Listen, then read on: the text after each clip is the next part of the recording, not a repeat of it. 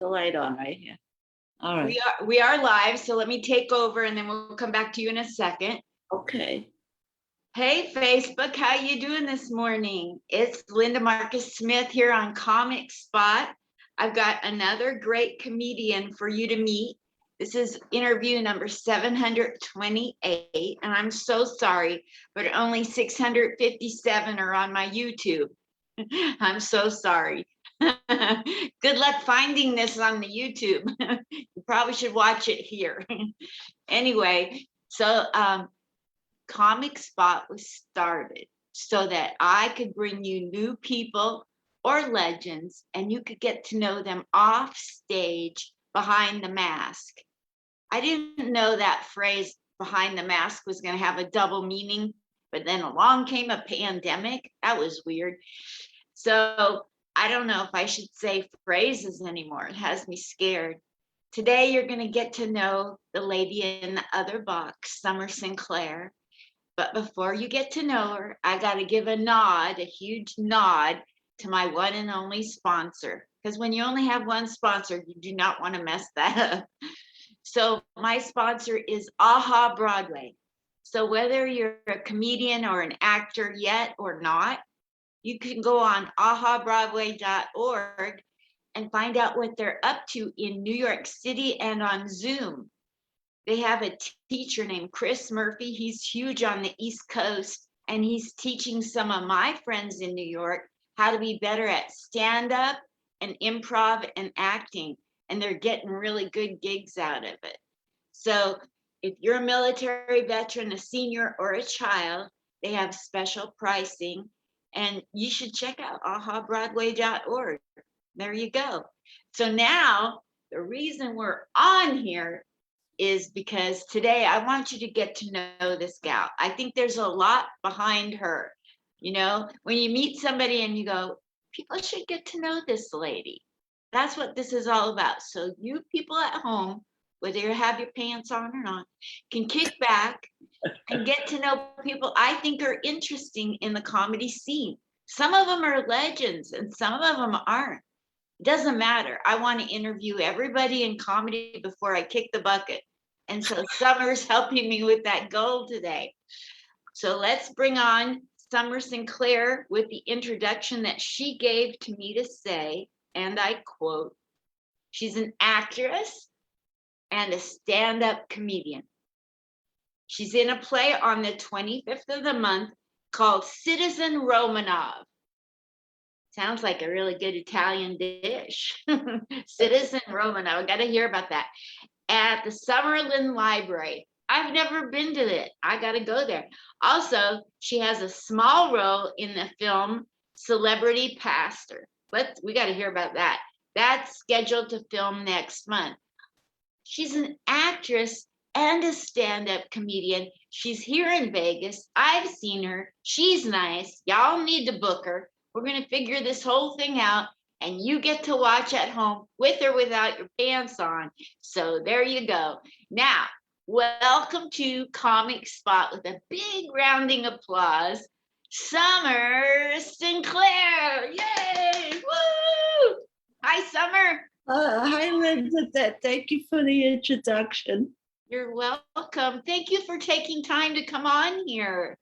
Yes, I almost overslept, but I made it in time. So I hope I look okay. You look great. Oh my gosh. If I was young, I'm going without any makeup today.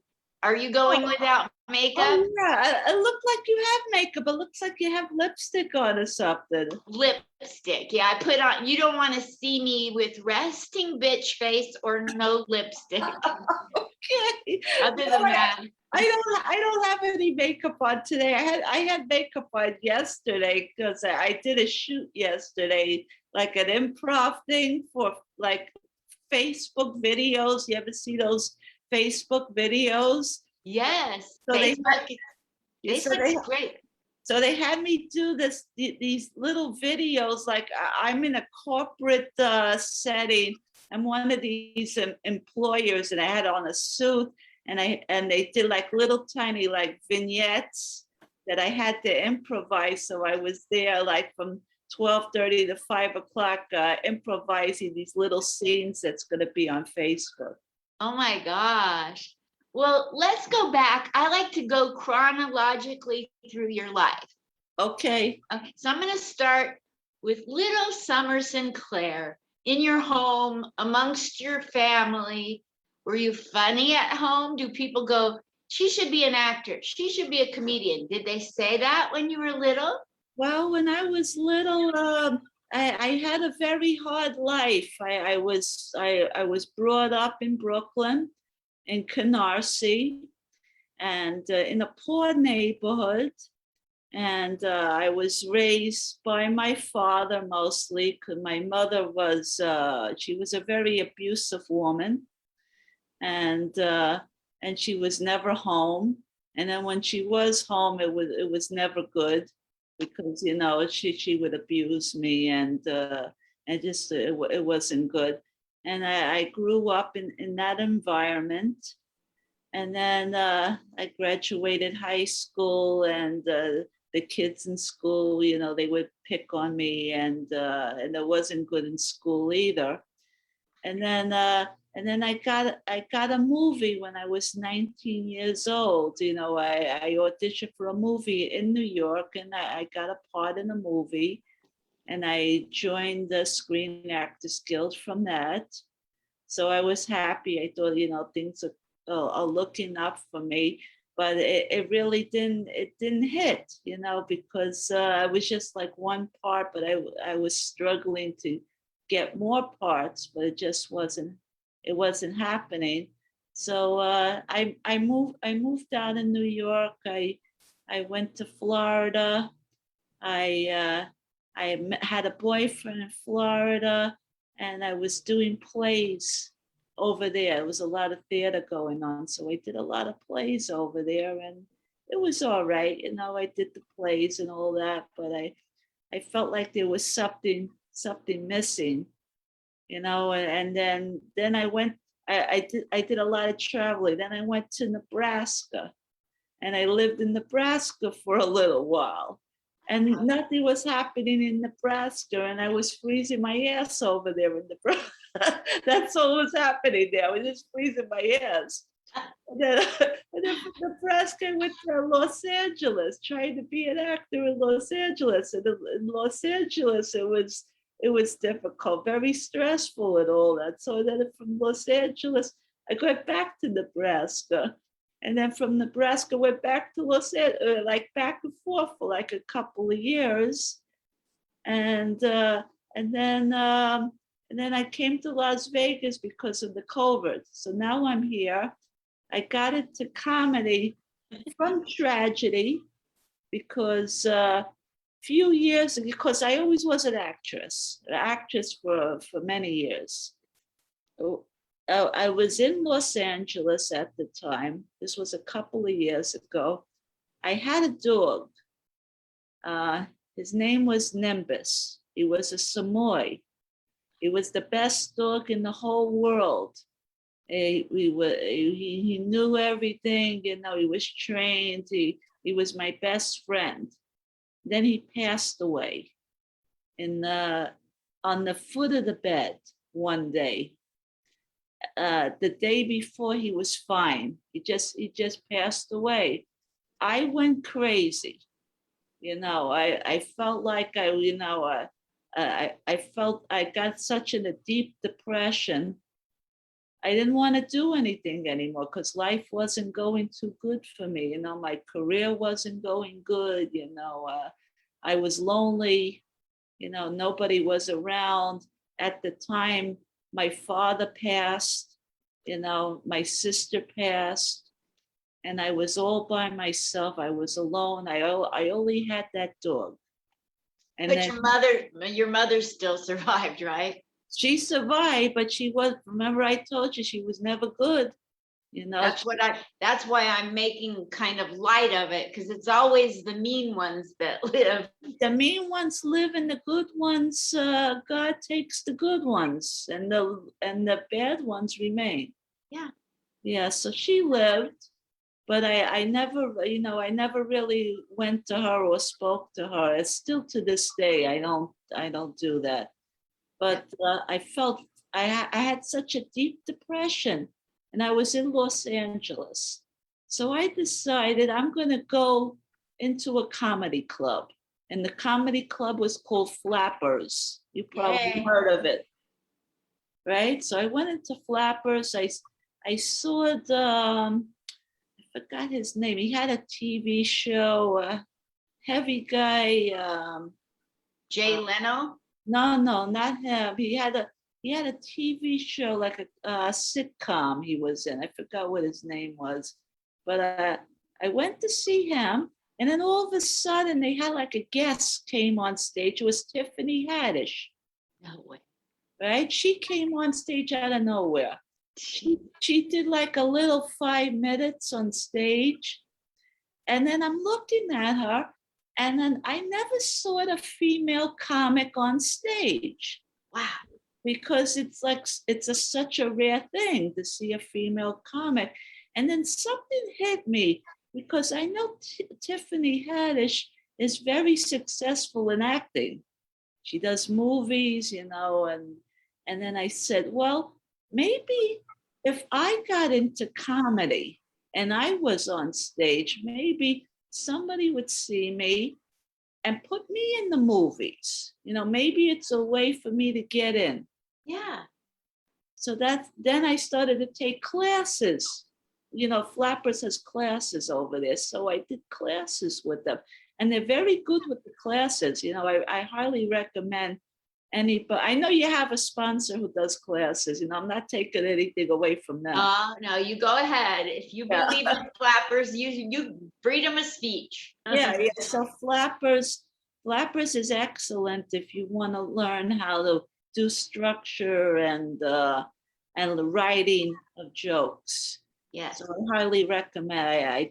I was with a few teachers over there, and I got confident, and I started to write my own stuff.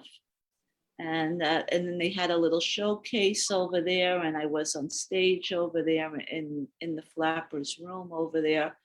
And now I've been doing stand-up for a few years, and since I moved to Vegas, I'm like constantly in the open mics, like 3-4 times a week. I go to different places, and I'm happy that it's opened up pretty good over here, that I'm able to go to these mics, and I'm heavily involved in the scene over here. I know practically everybody that's doing the shows and everything, and who's trying to establish themselves here. Yes. Well, that's one of the big secrets, to getting booked is getting out there and meeting everybody, because it's everywhere. I've done comedy in, 5 different states for long periods of time.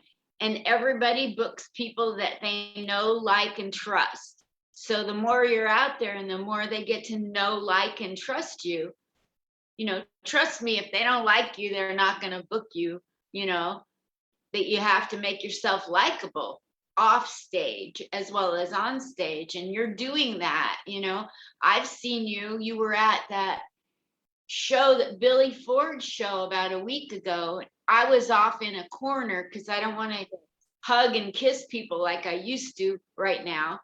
And you came up and you were so nice and likable. And we've been trying to make this interview happen for a while, or go have coffee. And you have stayed nice, even though I haven't been available like I've wanted to be, to meet with you and get to know you and do this sooner.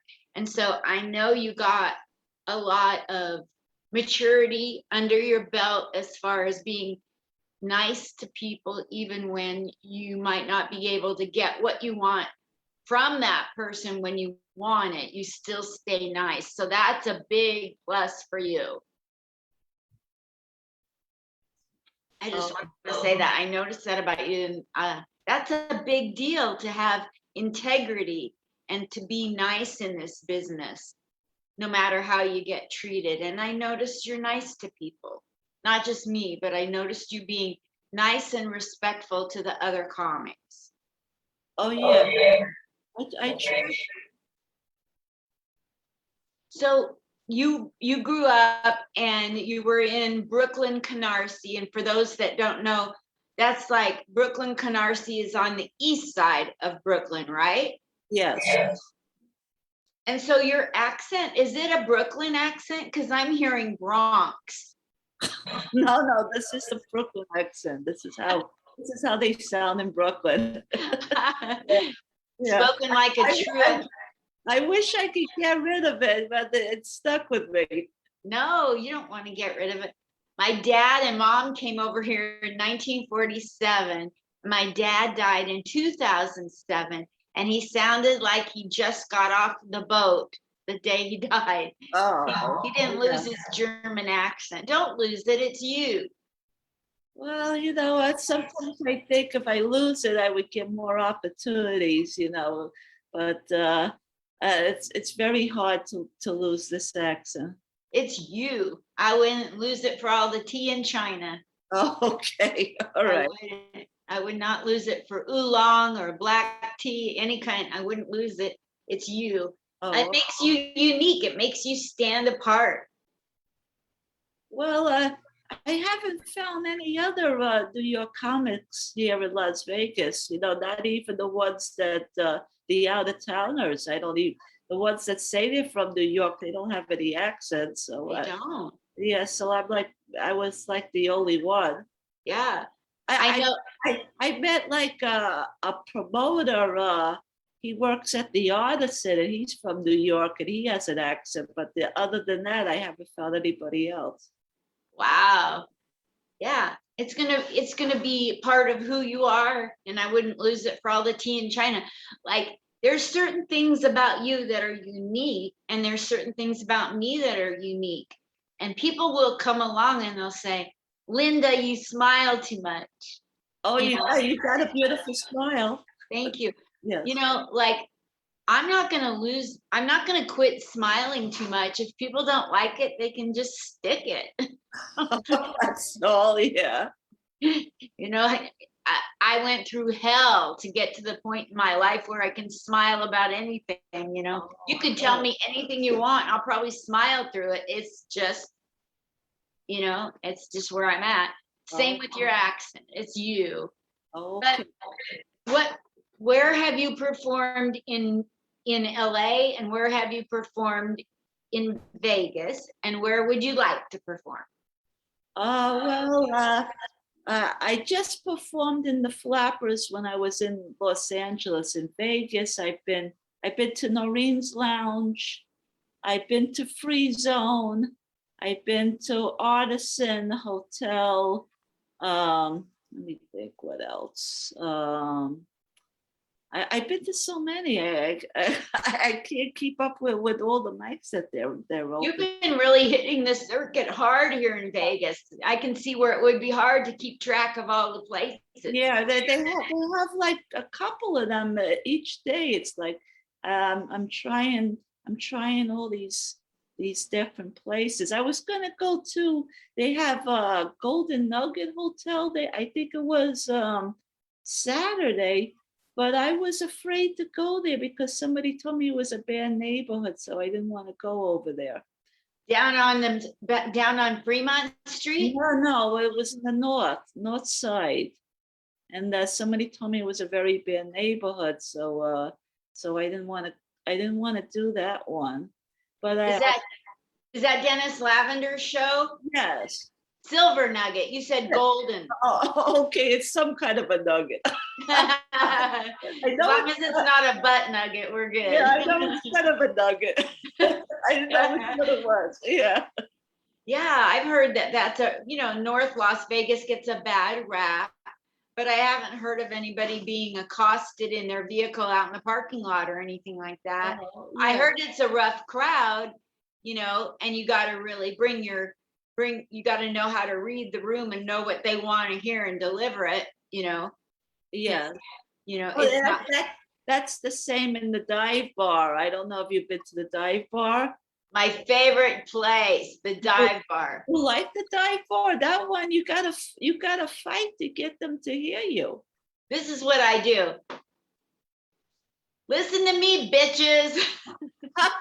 And they turn around, huh? Okay. Try it. Oh, Try it. Anything like that. Like, it's I'm sick of you guys. I don't even want to be here. oh, Don't look at me. Don't listen. oh, it's kind of a lot like almost like 18 bin. I don't know if you've been to 18 bin. It's Yes. 18 bin. It's a little better because Yeah. you have some people listen to you, but they're way in the back. And in the front, nobody sits in the front, so you're talking to a bunch of chairs, and they're hanging out all the way in the back of the bar there, Talking. talking. But some of them might listen to you. Some It's listen. a little better than the dive bar, I would think. When I do 18 bin, I do the comedy for the person in the back end of the bar and by the back door. You know, like I'm speaking I'm not playing to the comics, but I'm projecting enough to try to connect to the people the furthest away. Because unless there's a couple families sitting up close or in those booths off to the left, it's kind of a waste, like you said, to try to talk to anybody up front. Yeah, yeah. I see people like sometimes you'll have like a couple or something up front, and then they would just focus on them and do their set to them while everybody else is in the back there. So Yeah. I don't know. I like to bring when I work champagnes or the dive bar or 18 bin, I try to get the people the furthest away that aren't paying attention to go, maybe this person has something to say. Maybe I'll listen. oh That's the fun. yeah, I'm thinking of going to Champagne's tomorrow. I haven't been there because it's a 12 o'clock show, and I end up falling asleep all the time. Yes. Yeah, but I think I'll try it tomorrow because Wednesday I got Wise Guys. So they just opened up, and you have to email them. It's kind of a process if you want to do the mics over there, and it's only 3 minutes they give you. It's not very short, so you got to really pick out what you want to do, and it goes very fast. But the room is beautiful because I was there the other week. It's a beautiful room, so I got Wednesday Wise Guy, and then tomorrow I'll try Champagne. Very good. Oh, that's awesome. I'm staying away from small, crowded spaces right now. So Champagne's is a little narrow and low ceiling for me. Uh, Oh, the okay. size that Billy Ford's place was perfect for me to feel comfortable. Oh, well, you should have went to his Copacabana. I didn't go, but you should have went because he told me it's a very big place over there. Where's what part of town is that? Oh, I'm not sure. You have to Google it, but he Whose show is that? it was Billy's Okay. at TC's show, and he Okay. he asked me to go, but I didn't want to go. But I got a little upset with him because he booked somebody that I thought shouldn't be booked, and I thought because he's always texting me, asking me am I going out to the place. He's always texting me, and then I got upset with him that he took somebody that I feel should have not been booked. And then I said to him, you should have took me. Why are you taking that? I'm not mentioning who it is, but the person who hasn't been in comedy that long, and I says, you shouldn't. I says, why did you take this person and not me? Because you're always texting me. I'm thinking you like me as a comedian. You're always texting me. You say it to me. Oh, am I going out today? Where am I going? Who? What club am I going? Because I thought maybe you have some interest in my comedy. So I got a little upset. I said, why are you taking that person? Give me a shot. I want to do the show too.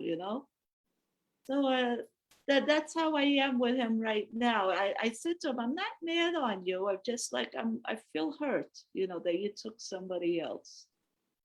Yeah, well, those kind of things, like those little rifts that we have that pull us apart, are really good to stay away from.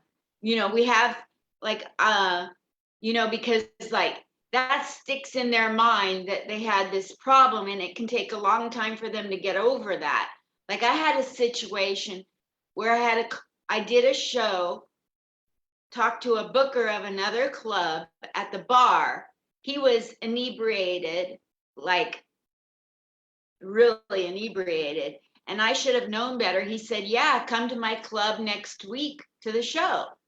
I took it to mean he booked me. And Oh, then when I called him on it and said, what about me? He mentioned he tried to accuse me of trying to weasel my way onto a show. And I had to oh. backpedal. And like, God, if you only knew me, that is so not what I do. I wait for someone to ask me, because Well, yeah, there's that's different not there's sometimes. different styles. Like you might go and ask. I wait for people to anything anybody does is possible and everything's okay. It's You just know what? different styles. You know what I feel? I just feel like I'm too old to ask, you know.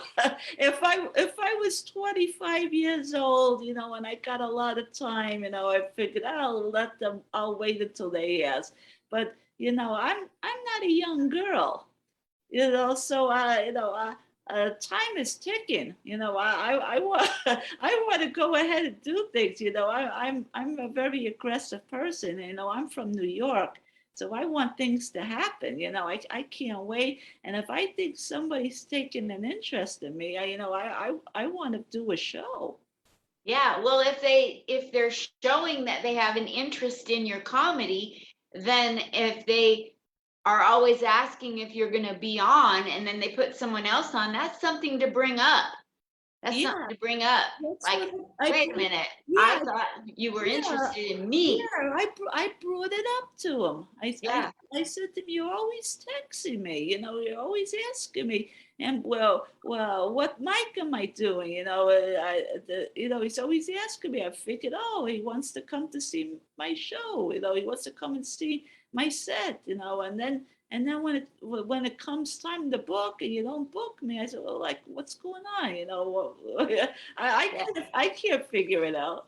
Well, good for you for bringing it up to clear the air. And the important thing is to not let that tear apart your relationship, to make sure you work hard at restoring confidence with each other, so that last thing he remembers is you're a peacemaker. You're not a troublemaker. You're just wanting to know, figure it out to move on, Yeah, Yeah. yeah, true. Yeah. What I'd like to, I need to get running here pretty soon, but what I'd like to do is I'd like to have you say where you want people to follow you.